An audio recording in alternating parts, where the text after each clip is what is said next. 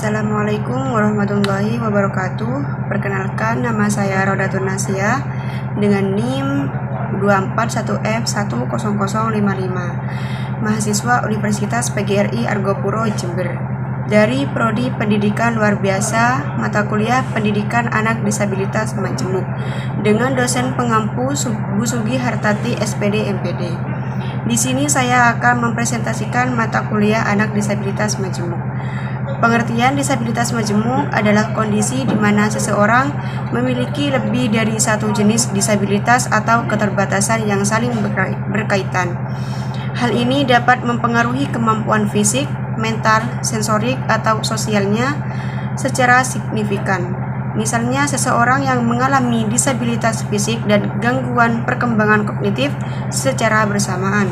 Kondisi ini sering membutuhkan pendekatan khusus dalam pendidikan rehabilitasi dan pelayanan dukungan agar individu tersebut dapat berpartisipasi secara maksimal dalam kehidupan sehari-hari. Contoh disabilitas majemuk, misalnya 1.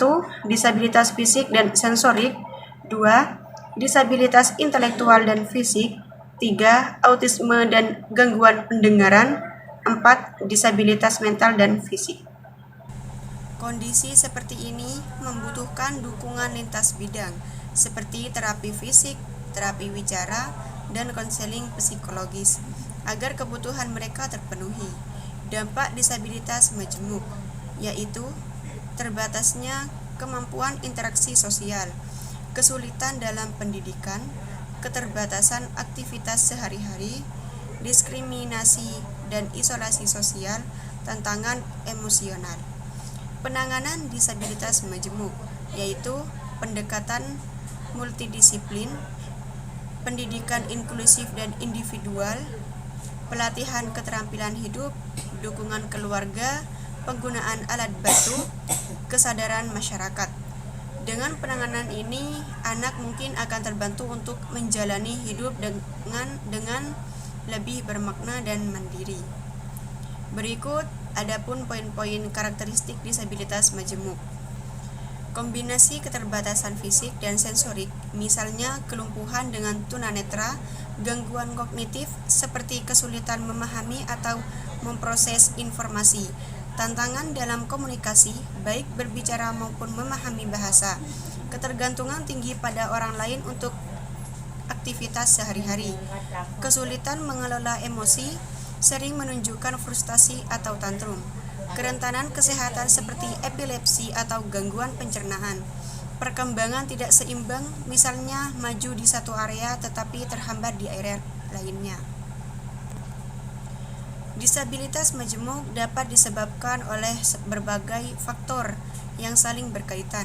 Salah satunya adalah faktor genetik seperti sindrom Down atau cerebral palsy yang menyebabkan kombinasi keterbatasan fisik, sensorik, dan kognitif.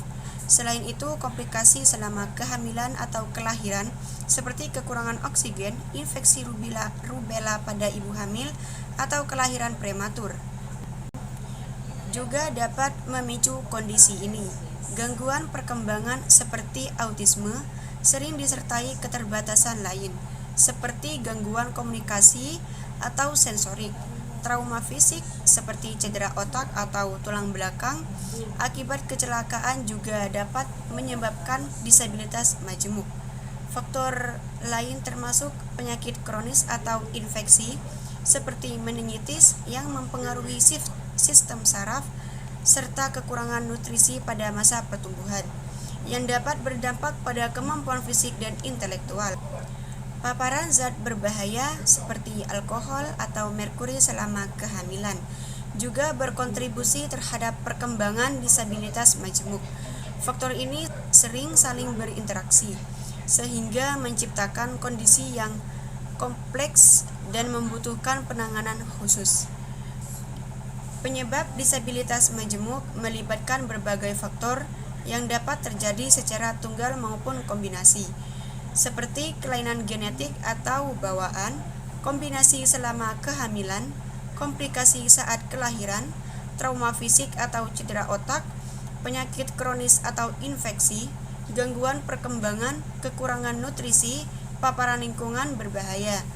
Penyebab ini seringkali bersifat kompleks dan saling berkaitan, sehingga mempengaruhi banyak aspek kemampuan individu.